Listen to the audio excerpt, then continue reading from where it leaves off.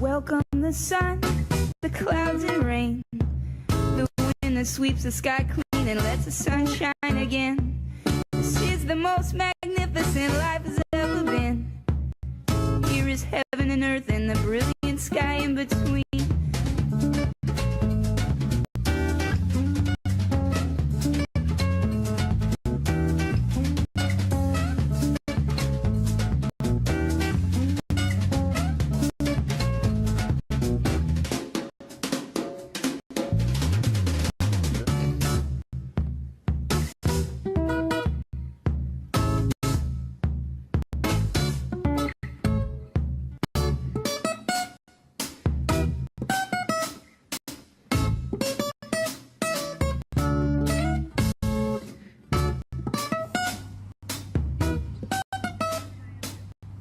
Hello and welcome to this electronic field trip. We are recording live from Grand Teton National Park here in Wyoming. And my name is Diane. And my name is Dylan. Today we will be learning about 4 communities in Grand Teton National Park. A community is an area where a lot of the same plants grow. And you can participate with us today on our show in 3 ways. The first is by calling in with your questions by phone.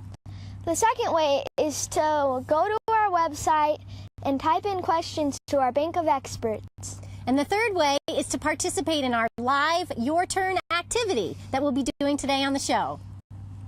But before we start our show, we'd like to introduce you to the other rangers and students that are participating with us today. Let's head over to the 4th community to meet Mike and Emily.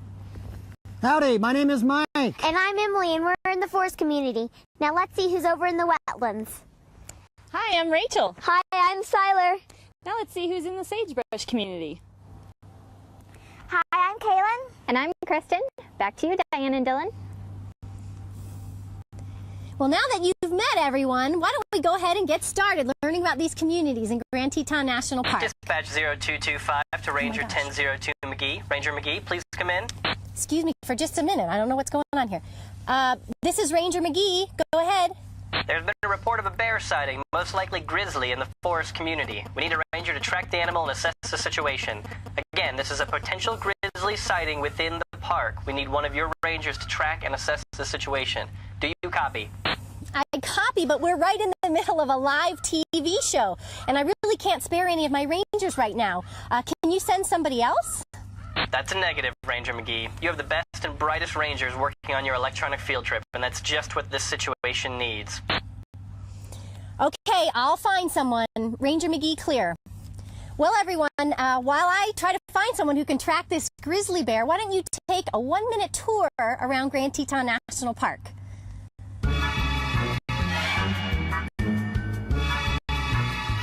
Hello, I'm Superintendent Mary Gibson Scott, and I'd like to welcome you to Grand Teton National Park. The first thing you notice about this place is the dramatic and rugged mountains. At 13,770 feet in elevation, the Grand Teton is the tallest in the range, and mountaineers actually climb these towering peaks even in the winter.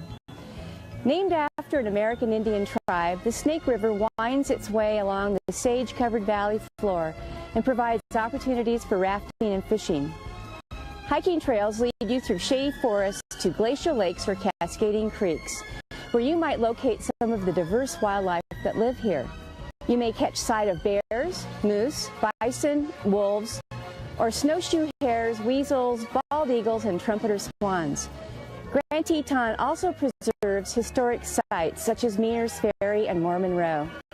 You can learn more about the park's wildlife, culture, and history by joining a ranger-led program, visiting the Indian Arts Museum, or exploring the Craig Thomas Discovery and Visitor Center.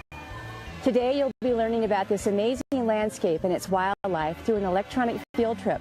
However, there is so much to see and do that I encourage you to visit and explore the park on your own. Well, welcome back from the 1-minute tour. And while you were away, I was able to find a ranger who's here on the show to track this grizzly bear. She was actually headed to the alpine community with a wireless video transmission unit. But instead, she's going to be on the job tracking this grizzly bear. So, let's see. Elizabeth, Ranger Elizabeth, is the unit turned on? Can you hear me? I can hear you loud and clear, Diane. I've never really used one of these fancy wireless cameras before, so I hope you can see me just fine. I set out really early this morning to get to the top of Grand Teton before the show started. Oh, I was hiking and climbing, and I pulled myself up every steep cliff. Elizabeth, it doesn't look like you're anywhere close to the top of the Grand Teton. Okay, fine. It was really cold this morning, so I stayed in bed. Maybe I hit my snooze a few times, so I actually just got out here. But the alpine community is a really neat place, so I'll make you a deal. I'll go and track this grizzly bear if you promise to tell all the people watching about the alpine community, and I'll even send you updates back on this wireless camera. So if this sounds like a fair deal, I'll get started tracking and you can get started. Talk to you later. All right, talk to you later, Elizabeth. That sounds like a fair deal. So Dylan, what do you think? Shall we tell our viewers all about the alpine community? Sure. All right, well, let's get started. First of all, where is the alpine community? The alpine community is at tree line where the trees end and above. We are at, right now, 6,500 feet. Tree line is about 9,500 feet. All right, so that is where the alpine community is. Now, when we think about any community, there are actually 4 characteristics that help us learn more about a community. These are sun, wind, moisture, and soil. And when we think about sunlight, we think about the intensity at which that sun is hitting the ground in any community. And also, we think about what elevation we're at. So how close to the sun are we? And then with wind, thinking about what direction the wind is coming from and also the speed at which it's coming towards that community. And moisture. Moisture falls in the form of either rain or snow. And as we all know, all life needs water to survive. And then soil. What are the ingredients of soil?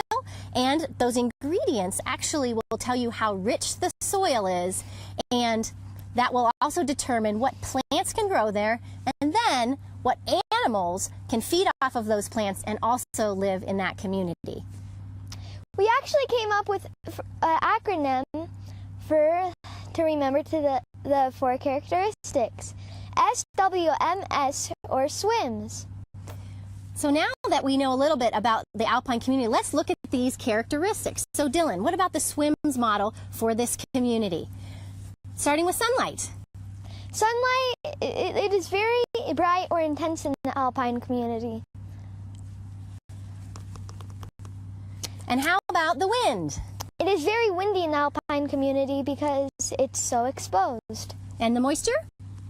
The moisture varies depending on what time of year it is. And finally, the soil.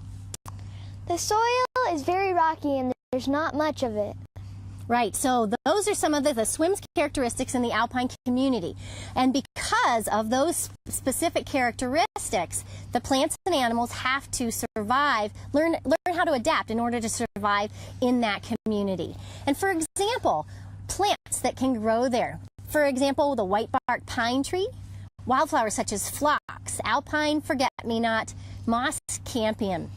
And these plants that live in these harsh conditions, they actually have some adaptations, including the fact that they are dwarfed or very small so that they can stay out of those high velocity winds. They have another adaptation where their roots are kind of intertwined together to form a cushion or a mat. And that mat acts like a sponge so that anytime moisture is available, they're able to soak that in. So those are some of the plants that are in the alpine community. How about some of the animals, Dylan? Two of my favorites are the bighorn sheep and the pika. The pika is a small rabbit. It's a small animal in the rabbit family that makes a noise like this. Ee, ee, ee.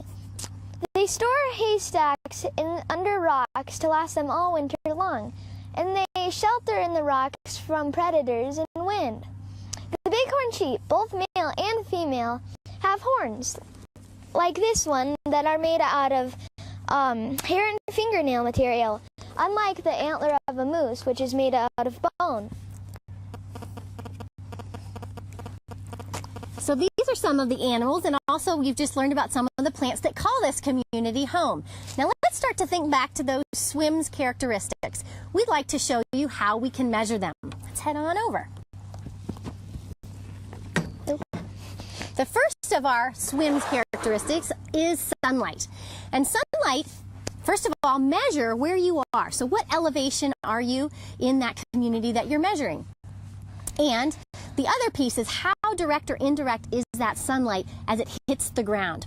You can actually use this fancy little canopy grid to measure sunlight. And what is a canopy? Well, a canopy is actually, when you look up, you see trees and branches and leaves there.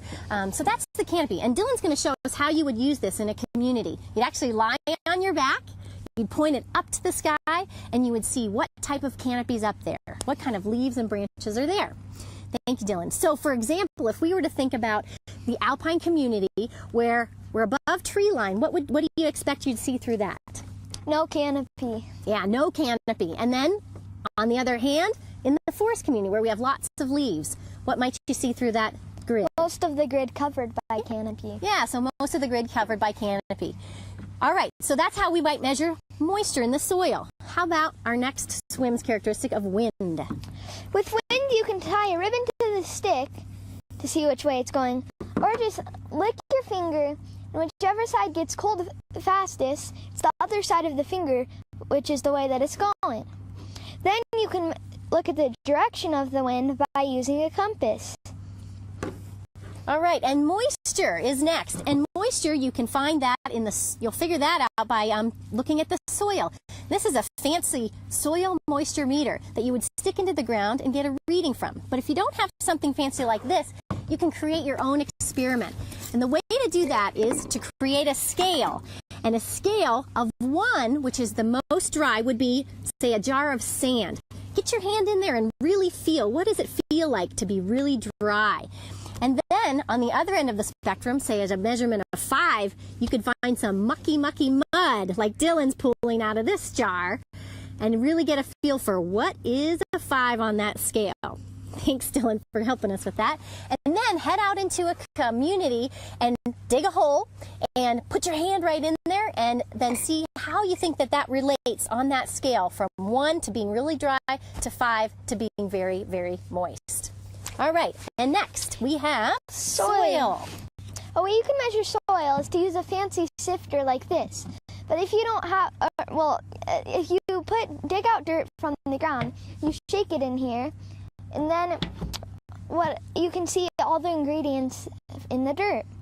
Or you can just use a strainer to get the idea of it.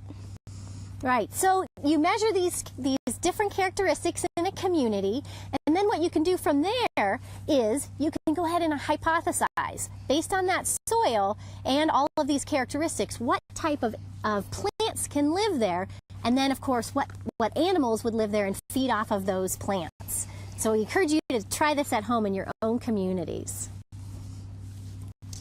Well, we've learned about the 4 characteristics, SWIMS, specifically the alpine community, and next we'll be taking calls live.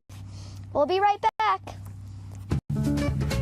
Coming up, will Ranger Elizabeth find the grizzly bear, or will we have to send someone else to find Ranger Elizabeth? And our experts take your questions live on the air. Stay tuned.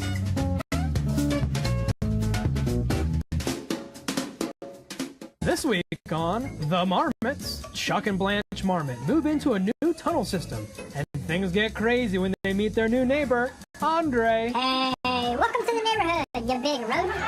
Will Chuck stir up trouble when his feisty friends call him yellow-bellied? Yellow-bellied? Your mama was yellow-bellied. And who sneaks up on Blanche while she's sunning on a rock? Sorry, Mrs. M, didn't mean to scare you. Just wanted to see who this long tail belonged to. Tune in for the final episode before the marmots disappear until May. Time for hard-hitting action this weekend with two big AFL games. At 1, the Eagles meet the Ravens. The Eagles may be bald, but they'll pack a punch for the soaring, diving, aerobatic maneuvers of the Ravens. Then at 4, the Lions meet the Bears. A rare treat. These lions, mountain lions technically, are rarely seen. And the Bears, outfitted in their namesake black uniforms, will be very hungry with hibernation right around the corner. Tune in for another thrilling weekend with the AFL. And now back to Tales from the Tetons, live from Grand Teton National Park.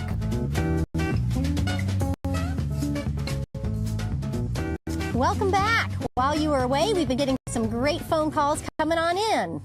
Our first caller is Shania from Pennsylvania. Shania from Pennsylvania, you can say your question, please. How can bighorn rams survive butting each other at 20 miles per hour? That's a good question. Do you want to answer that, Diane? I'll go ahead and answer that question for you. They actually have a skeletal structure, not just in their skulls, but all the way down their spines that can handle that compression when they come at each other at 20 miles per hour. So an amazing adaptation so that they can survive that during the mating season. Great question. Thank you. Our next caller is Rachel from Texas. Rachel from Texas, you can please ask your question. Does a bear go to a special place to die? That would be a great question for Emily and Mike in the forest community. You know, that is a good question, but I'm not so sure. Mike, do you know? Oh, that's a great one, Rachel, and I'm not sure about that one. Do they go to a special place to die? I don't believe so, and I think that they will just die just of natural causes, hopefully. That would be the case, but they don't go back to their home range or anything like that to die in a special place. We might want to refer to that to our bank of experts, but we'll take it back to you, Diane and Dylan. Thank you. All right, our next caller is Melanie from Texas. Melanie, please go ahead with your question. What happens when you go to track bears or other animals? Well, let's go ahead and refer that again back to Mike and Emily about tracking bears. Mike, would you like to take that one? That's a great question, Melanie. What happens when we track bears? We don't have all the bears, both black and grizzly bears, tracked in Grand Teton National Park. Of course, they're wild animals. We have a good idea of the numbers of them. We'll track them. We'll find out how old they are, the sex of them, if they're a mother, if they have cubs. We'll keep an eye on where their home range is. But if they're tracked and they happen to pick up some bad habits by humans and getting into human food, we may have to relocate those bears to another area. If we've done that 2 or 3 times and that bear ends up coming back for more rewards of human food, then we may have to unfortunately destroy that bear. Great question. Back to you, Dylan and Diane. Our next caller is Brooklyn from Missouri. That's right. Go ahead, Brooklyn, with your question, please. Do the moose shed their antlers? Do what animal shed their antlers? Do moose shed their antlers with the blood vessels? Thank you, Brooklyn. What do you think? Where should we send that one, Dylan? To the wetland community with Rachel and Siler. They do. Yes, they do. And which the males or the females grow antlers? Do you know that, Siler? The males? Yeah, just the males grow their antlers, and they can grow up to 1 inch a day in the height of the growing season. They'll lose those antlers in December or January, and then they start regrowing them in the spring, right? Yep. All right, back to you, Diane and Dylan. Our next caller is Ariel from Illinois. Ariel from Illinois, please say your question. Hi. How many mountains are there at the Grand Teton? That would be a great question. I think Kristen or Kaylin could definitely answer that question. That is a great question, Ariel. There's about 12 peaks that are over 12,000 feet in the Teton Range, but there's a lot of other smaller peaks. If you wanted an exact answer, I would maybe check in with our bank of experts online. Back to you, Dylan and Diane. All right, our next caller is Zach from Pennsylvania. Zach, please go ahead with your question. Up in the Alpine, why is it so cold whenever the sun is so bright and strong? You want to take that one, Dylan? I couldn't exactly hear it. The question is when you're high up in the Alpine, why is it so cold when the sun is actually so bright and strong? Oh, because it's colder when you get up higher. Yeah. Yeah, as you go up in elevation, the temperature just goes down. Thanks for that great question. And actually, that's all the questions we have time for right now, but please continue to send your emails into our bank of experts, and we will be doing one more question and answer session later in the show, so keep those calls coming. All right, now before we start talking again about our communities, let's go check back in with Elizabeth. I've actually been able to establish video connection with her again. And Elizabeth, I have got some updated information. Just a few seconds ago, we found out that the grizzly bear is actually in the forest community now. Are you anywhere near the forest community, Elizabeth? Am I near the forest community? Of course, I'm in it. I think this is a pretty young forest because all the trees surrounding me are really small. But someday, this huge expanse of tiny shrub-like trees, rocky soil, and tiny grasses will surely grow up to be a towering forest. But now that I'm here, I better get busy looking for that grizzly bear I was sent to find. Okay, Elizabeth. Well, I'm actually not sure that you're in the forest. Those little trees you've been looking at appear to be sagebrush. So continue on looking for that forest community where that grizzly bear is hanging out.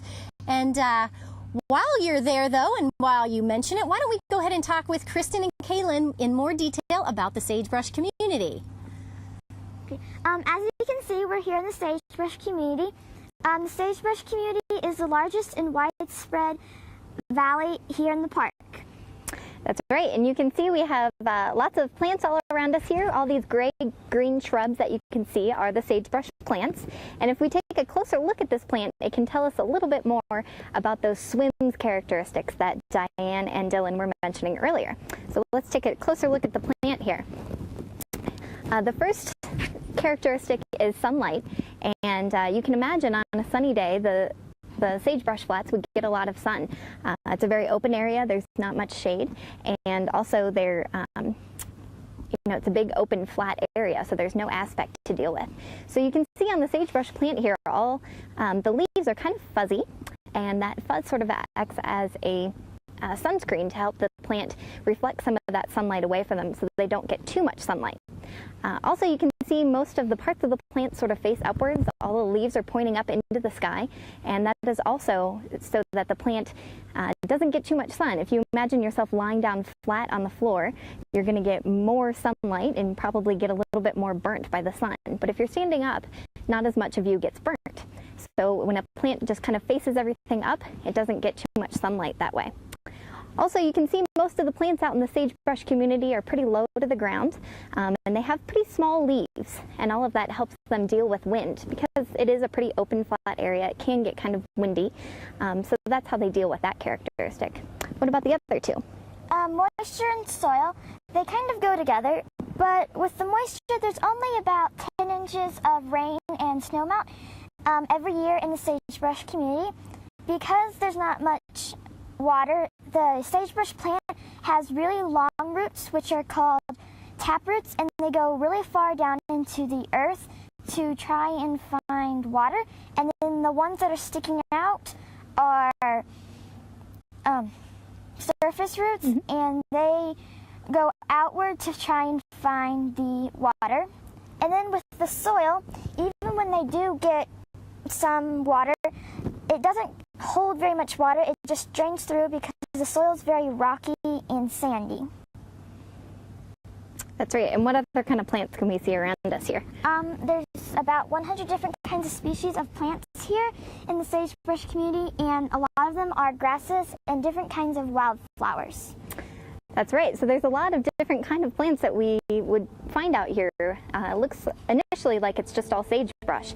But in fact, even with all the sagebrush that's out here, there's actually only 2 animals in the sagebrush community that eat the sagebrush plant. Those are the pronghorn antelope, which are the fastest land animal in North America. So they like these really huge open spaces to be able to run fast in. And also the sage grouse. And if you come to Grand Teton National Park in the early spring, you might get lucky to see a male sage grouse in its display, and they get all puffed up. So that's a really cool thing to be able to see as well. But there's one animal that we're going to be talking about today that eats these grasses in addition to lots of other animals like elk and mule deer that might graze through, Uinta ground squirrels that might burrow underground, and predators. We had a coyote come through here earlier. There's also wolves and badgers that might be out here looking for prey as well. But what animal are we going to talk about today? We're going to talk about the bison. As a lot of people know the bison as buffalo, but actually it is bison. They got buffalo from the water buffalo, and they eat mostly grasses here in the sagebrush community. That's right. And let's take a look at a little piece, or big piece, of a bison here. This is the skull of a bison, and you can see here this is a pretty large animal. Their heads are really big. Is that kind of a heavy thing to hold there, Kate? Yeah, it's about 10 to 15 pounds, and that's just the skull. That's right. So pretty big animal with a big head here, but they need that big head because snow can accumulate quite a bit on the valley floor here. So they use that head kind of like a big snowplow to kind of go back and forth and move the snow away to get down to the grasses that they want to eat. You can also see kind of the things sticking up here.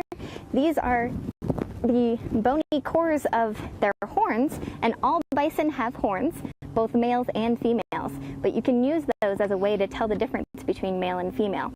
A male bison is going to have bigger horns that stick out further from their head.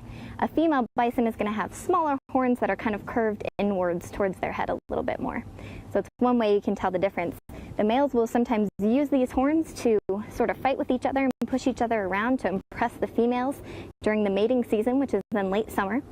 And you can imagine that's a pretty amazing spectacle to see 2 male bison, such a large animal, kind of crashing into each other and fighting. They're really big animals. They can weigh between 1,000 and 2,000 pounds and can easily be about 6.5 feet high. So they're a big animal.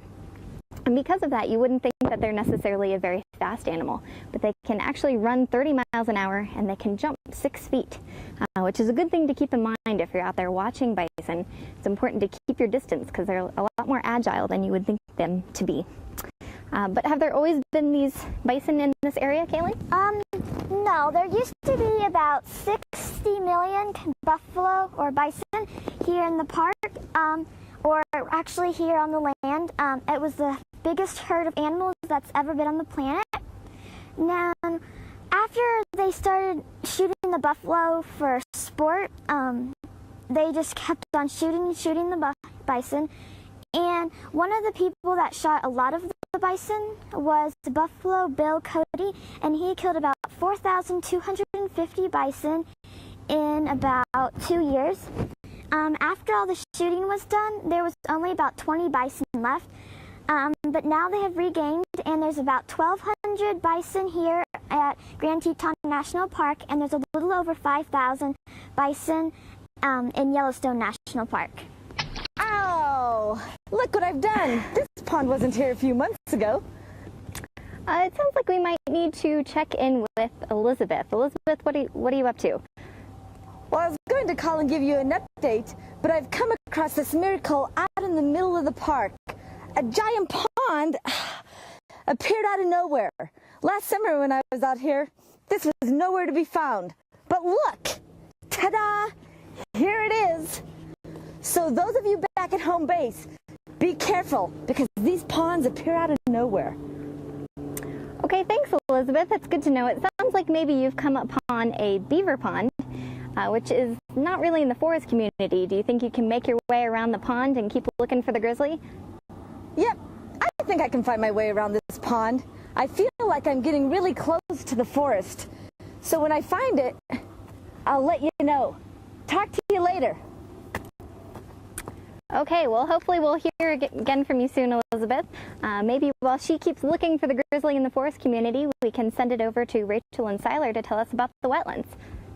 We sure can tell you about the wetlands. Again, I'm Rachel. And I'm Siler. And we're here in one of the most beautiful spots in the park next to a beaver pond. We've got actually a real beaver dam and a beaver lodge just behind us.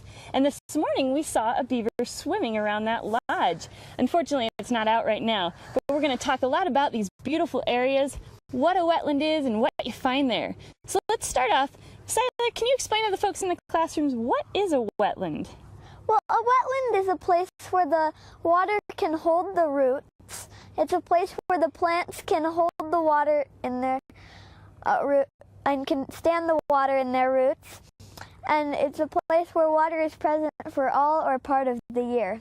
That's right. And so from that definition, you can imagine we find wetlands all over the place. We find wetlands all the way up in wet meadows at the alpine areas, up in the tops of our peaks, and all the way down here on the valley floor. And I'll bet if you step outside, it wouldn't take you too long to find a wetland near your home also. Now, going back to the SWIMS acronym that we've been talking about today, Siler, what kind of sunlight do we find in these wetland areas? The sunlight varies in the wetlands. Yeah, sometimes it's shady, sometimes it's wide open spots. And how about the wind in wetland areas? The wind also varies. Yeah, lots of variations in these areas. And this is an easy one. How about the moisture in a wetland? Wet. All right, very wet. Sometimes that water's just a couple inches deep, but sometimes you've got a few feet of standing water there all year round. And with all of that moisture, we get a certain type of soil there. And what kind of soil is it? It's very rich. Yes, very rich. Lots of good nutrients in these soils, which makes a lot of vegetation grow there. And these wetlands are great for the animals because of what, Siler? Well, they provide great hiding spots and food for the animals. They do. Wonderful hiding spots, which is important for a lot of young in the wild. They need good spots to hide out and eat and get stronger while they're growing. Now, what kinds of plants have we come across that you've seen in these wetland areas? Well, there are willows, yellow pond lilies, and lots of beautiful wildflowers. There sure are. Lots of wonderful wildflowers like Indian paintbrush and marsh marigold. Now, these plants, a lot of different animals like eating these plants. And one animal we find in a lot of wetland areas are moose.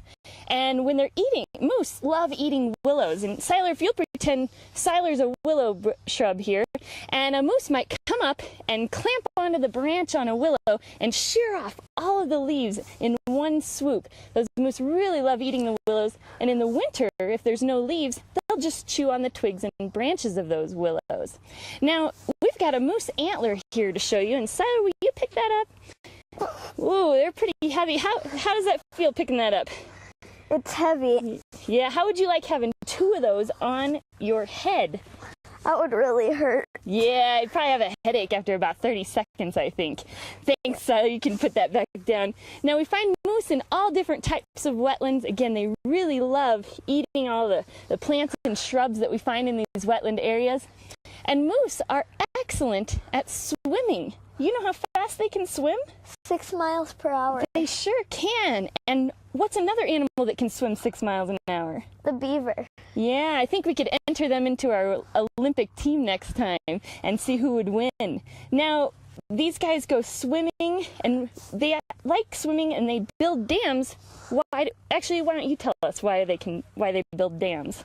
Well, they build the dams to clog up some of the water so they can swim around everything they need, because they're much better swimmers than they are on land. They sure are.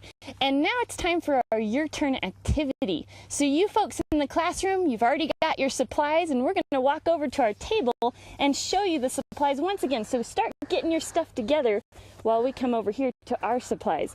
Now we're going to have Dylan and Diane join us in this activity. So Diane, do you guys have all of your supplies together? Yep.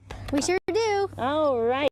And while you guys are gathering your stuff, Siler, why don't you tell us what are all these things? Okay, well, you can use toothpicks for sticks.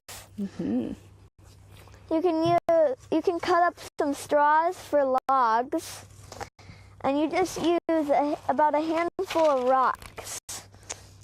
Perfect. You can use Play-Doh or clay. Play-Doh works a little better for mud, and about a half a pitcher of water. All right, and then what's this thing? This is a gutter, which you use to build your dam in. And you build your dam about 4 inches in, which is about at this line here. And then you build it from there. Great. And you folks in the classroom, you're going to need some books or something to put under the gutter so that you can have an angle so the water will roll downhill when you're testing your dams. Now, Siler, while they're building their dams, they're going to want to build them so that they do what things? Well, you want it to make a pond, have a little drizzle, and you don't want it to burst. That's right. So while you're building your dams, keep those 3 things in mind and get to it. You guys have all the supplies together. Start building those dams, and we're going to come back in a little bit and test out the dams. So Diane and Dylan, you guys get going on your project. Okay. All right. Now, while everyone's building their dams, we're going to talk a little bit about beavers a little bit more. And like we said before, beavers are specially adapted to living in wet environments. And we've actually invited Emily to join us today. And Emily's got a few strange things on her right now. And she's actually dressed with all of the adaptations that beavers have to survive where they do. So, Siler, why don't you tell us a little bit about these strange outfit that she has on? Well, these are the teeth which beavers use to chew down trees and other kinds of bark. And they have webbed feet which help them swim. And then they have a tail over there, which they use as a rudder to help them swim. And they also have clear eyelids, which help them see underwater. And these are just a few of the adaptations that beavers have so that they can swim everywhere they need to and get to all of the resources that they need.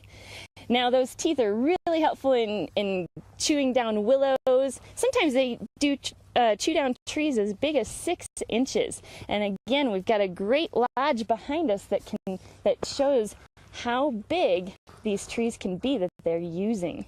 Thank you, Emily, for joining us today and for dressing up as a beaver for us. All right, well, we're going to get back to our Your Turn activity and test out our dam. So, Siler, why don't you grab the one we built earlier?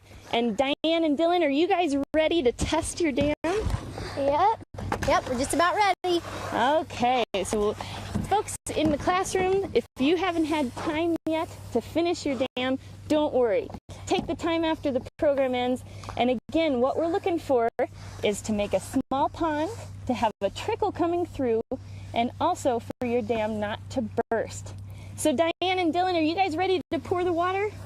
You betcha. We've gotten started already. Oh, they're beating us to it. All right, so let's catch up and start pouring our water. And you guys in the classroom, if you can see, we're looking for a little bit of a pond. We've definitely got a trickle. How about you guys, Diane? How's our pond, Dylan? It's pretty small, but our trickle's a little, it's about medium. It's about medium? So yeah, it hasn't broken. Wonderful. Well, it sounds like you guys met the qualifications for making a dam. Siler, how did our dam do here? It did pretty well. It still has a little bit of water in it that doesn't seem to be going through. Oh, so we might have a permanent pond here, huh? We'll probably make it through. All right, so again, if you guys didn't have time to finish your dams, this gives you a little idea of one style of dam. And again, you guys could try this a few times and improve on your dams and again, make that pond a little bit of trickle and not bursting your dam. So, Siler, I want to thank you for joining us in the wetlands. And now back to you, Diane. Thanks, Rachel and Siler. Well, we've just learned then about wetlands and the sagebrush community. We're getting ready for a break, but when we come back, we'll be taking your calls live, and we'll see you then. Coming up, with time running out, will Ranger Elizabeth find her way to the forest community or just end up right back where she started? And Our experts take more of our questions live on the air. Stay tuned. Dropping this week on Mountain Records, the Wolfpack's greatest hits includes the classics. A Carnivore's Life, This Is My Territory, Keep Out, and I'm No Coyote. The 1999 Billboard Smash Hit, We're Moving to the Tetons. Plus, 2 never-before-released tracks, I Killed an Elk for Dinner, and a cover of Who Let the Dogs Out. The Wolfpack's greatest hits in stores now. The Jackson, Wyoming Area Society for Careful Animal Tracking is currently recruiting new members. Join us Saturday for an information session. Grab some fresh coffee and plop yourself into a chair to hear about the latest animal tracking techniques from animal expert Mark Anuer. Upcoming meeting topics include scent tracking with Claire Alpies, animal footprints with Derek Ung, and animal habitats with Dr. Brenda Oppings. Keep your eyes out for SCAT. We'll be dropping into a national park near you. And now back to Tales from the Tetons, live from Grand Teton National Park.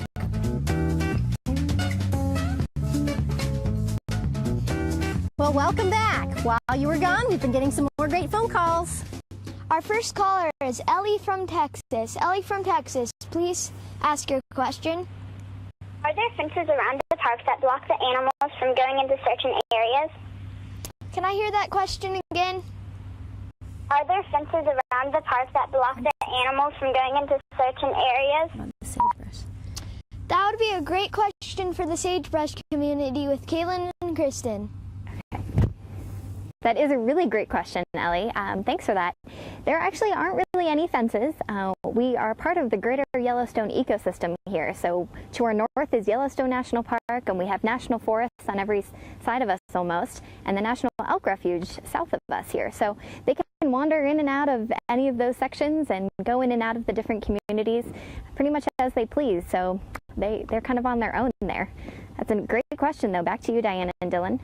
All right, our next caller is Randy from California. Randy, please tell us your question. How do bighorn sheep survive at that altitude without getting problems in their lungs? Without getting problems in their lungs. Well, you know, it's interesting. They actually adapt similar to humans. So when you come to visit this park from sea level, your body actually is going to react to that. And it's the same with the bighorn sheep. They are initially going to react to that higher elevation if they've been at a lower one, say maybe in the winter feeding. But we have an amazing capacity as animals to get used to that lack of oxygen or that less oxygen that's in the air. And so bighorn sheep are really well adapted for that. Super question. Thank you. Our next caller is Hallie from Texas. Hallie from Texas, please ask your question. Attack? Go ahead, Hallie. When moose attack someone, they invade their natural habitat. Can we repeat that question, please? So a moose attacks someone if they invade their natural habitat. Well, let's go over to the wetlands with Rachel and Siler to answer that question. All right. Well, moose could attack people. Normally, they just go about their business of eating in the wetlands, but sometimes folks get a little too close to get a good picture, so we urge everybody to use the telephoto lenses that they get for Christmas and stay pretty far away from these animals because they aren't, especially a mother moose and a calf, she will not be too happy if you get a little too close. Back to you, Diane and Dylan. Thank you. All right, our next caller is Autumn from Illinois. Autumn, please let us know what your question is. Who is the greatest predator in the Tetons, wolves or bears? Ooh, good question. Let's send that to our forest community with Emily and Mike. Very good question. Actually, it's probably bears, but Mike, would you like to say anything about that? Well, that is a very good question. It'd be hard to compare which is the better predator. Of course, the bear is a lot bigger, especially the grizzly bear. But the wolves, when they hunt in packs, might be more effective in hunting them down. So I'd call that one a toss-up between the bears and the wolf packs. That's a great question. But back to you, Dylan and Diane. Our next person is Seth from New York. Seth from New York, please say your question. where do the alpine animals migrate in the winter? Well, they don't, some of them actually hibernate, but I don't think really any of them ever migrate. All right, our next question is from Mari from Virginia. Mari, please ask your question. Do water buffaloes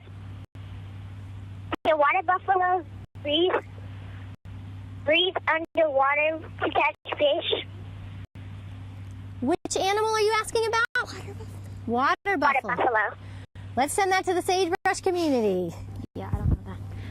Okay, well, you might have gotten a little bit confused when Kaylin was talking about the fact that our bison here, sometimes people call them buffalo because of buffalo that you would find in Africa. So when people first came out here and saw bison in the West, they were sort of reminded of water buffalo and called them buffalo because of that. But actually our bison here are bison and they're out on the sagebrush, so you wouldn't necessarily find them underwater. Good question, though. Let's send you back to Diane and Dylan. Okay, our last and next caller is Tiffany from New York. Tiffany from New York, please call. Please ask your question.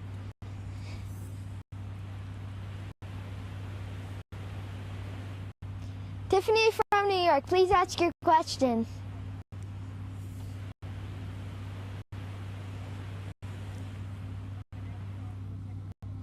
Well, it sounds like we've lost Tiffany, but thanks for all your questions, and please continue to send those emails in, and we'll be back with another question and answer a little later. But before we do that, let's go ahead and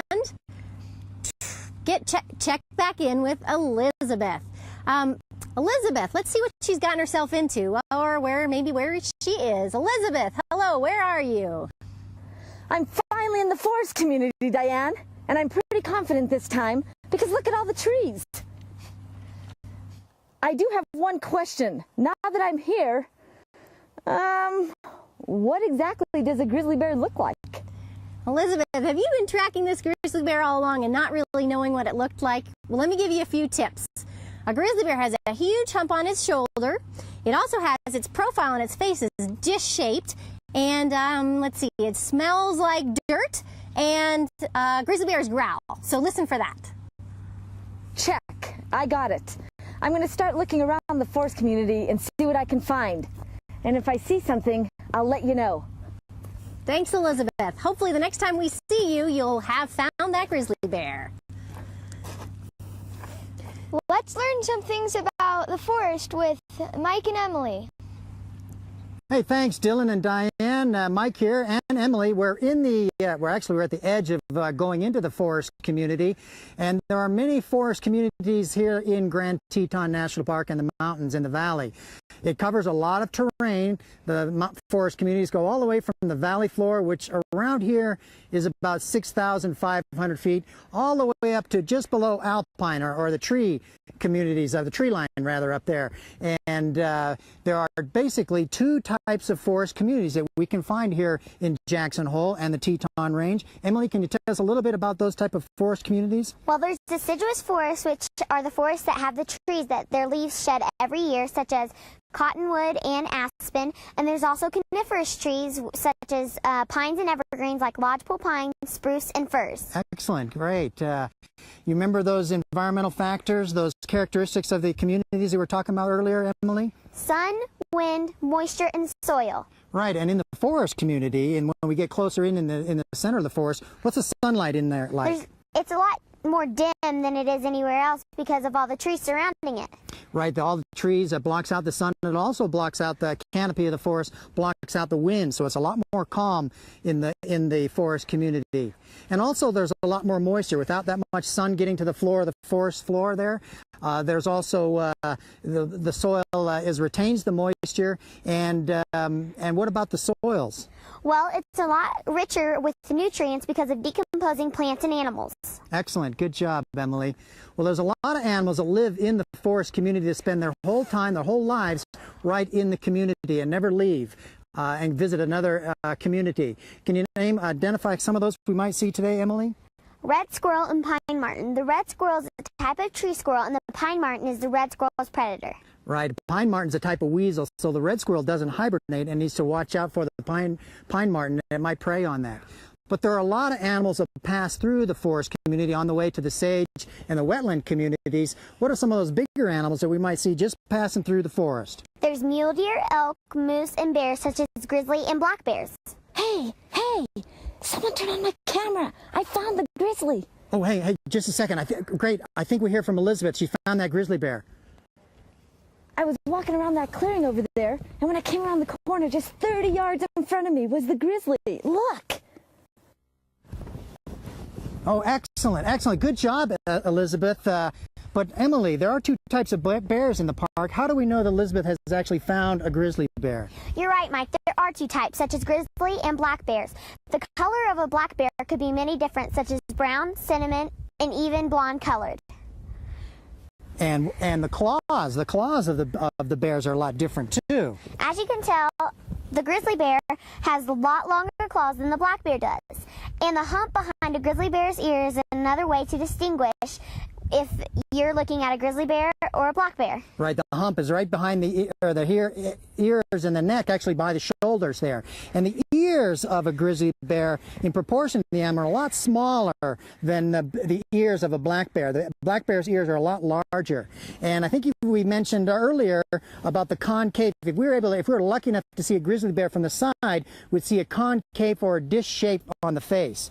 And of course, the grizzly bear, just the tips of the hairs are kind of a golden, whitish gray color. That gives it that grizzled color. So what do bears eat, Mike? Oh, good question. Black bears and grizzly bears are omnivores, and that means they eat both plants and animals. Now, the plant parts they'd eat would be flowers and leaves. They'll even eat the bulbs and the roots of the plants. They'll also eat berries. This time of year particularly, they'll be eating the berries. They also like to eat insects. They'll eat insects. They'll go way up high in the mountains on the alpine community and eat moths that are ripe up there and eat the moths. They also, in the forest community, like to grub around in the decomposing logs and all the rot, and they get the ants, larvae, and maggots. And they also hibernate. They're not true hibernators, but so this time of year they're trying to collect as many berries as possible for food, for a high protein diet with lots of sugar, so they can make it through the long winters here. Now, bears are opportunistic, and that means that they'll eat just about anything that's put in front of them. Right, Mike. So that means we humans always need to be bear aware. When hiking in bear country, you should make a noise, stay in groups, and store your food properly, because a fed bear is a dead bear. Right, and what Emily means by a fed bear is a dead bear is that if bears pick up bad habits from humans feeding them, we may have to relocate them, and if they get a couple, 3 bad strikes against them and keep relocating those bears that have been rewarded with human foods, we'll have to euthanize or destroy that bear. So that's why we say a fed bear is a dead bear. So whenever we're visiting our backcountry in Grand Teton National Park, we encourage visitors to use these bear canisters. These are bear-proof devices that don't allow you to use a little locking device. You put your food in there, and so the bears cannot get into the food that you're carrying into the backcountry. And what happens if you see a bear, Emily? Well, you should never run and walk back slowly, and our behavior should be based on the bear's behavior. Right, and so by that you mean that our behavior should be based on the bear's behavior. If the bear's being defensive, which would mean it's protecting its food or young, then you should walk back slowly, and if it still comes towards you, it may be falsely charging you. So you should play dead, and as a last defense, use your bear spray. Exactly right. So keep talking to it, slowly back away. If it does look like there's going to be an attack and it looks like it's just trying to defend itself, the bear wants to scare you and get you away from its food source or its cubs, then play dead. Or if you have some bear spray with you, you'd use this device as a bear spray as a last resort. This is an oil-based pepper spray that you can spray. It's not something you spray on yourself like deodorant or anything to repel the bears. You just spray it in front of the bears. And hopefully that will be the last resort before you are attacked. It looks like you're going to be attacked by a bear. Well, great work, Elizabeth. Thanks for tracking that bear for us. Excellent job. Good job. All in a day's work, my friend. All in a day's work. No task is too tall for a ranger like me. I'm the best in the business. Now, if you could just tell dispatch that everything is okay here. No visitors are in danger, and the grizzly seems fit and healthy. So I'll just head back to the visitor center. Could somebody tell me how to get to the visitor center? I don't exactly know where I am. Well, good luck finding the visitor center, Elizabeth. Great job, Elizabeth. Hey, by the way, we'll call dispatch and let them know that you and the bear are okay. Back to you, Dylan and Diane. We've learned about swim's characteristics. We find in all Grand Teton National Park's community, the forest community, the sagebrush community, the wetland community, and the alpine community. Do you have any of those where you live? Here in Grand Teton National Park is protected by the National Park Service. And as a National Park Service Ranger, it is my job to protect this national park and all of those communities. But you know what? National parks belong to all of us. And so it's not just my responsibility, it's also all of yours to help protect these national parks that you visit. Dylan, what are some ways that you can actually help to protect these parks? Don't litter. Respect wildlife by not giving them human food and keep your distance away from them.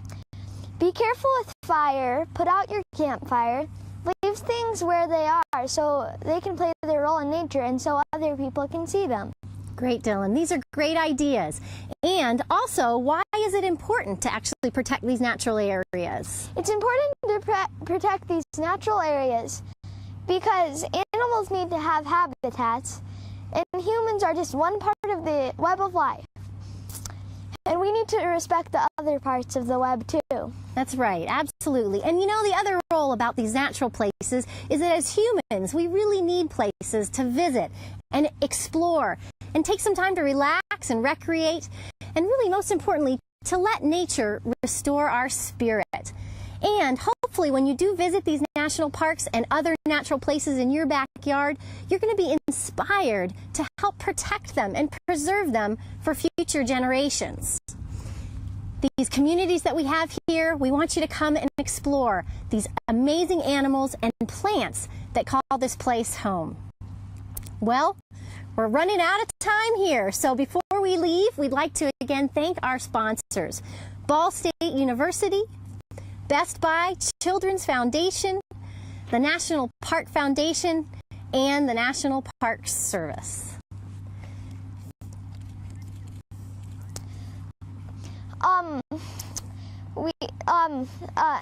Make sure you turn into our next electronic field trip, the 9 Who Made a Difference. Thanks so much for coming and tuning in today. Take care. Goodbye.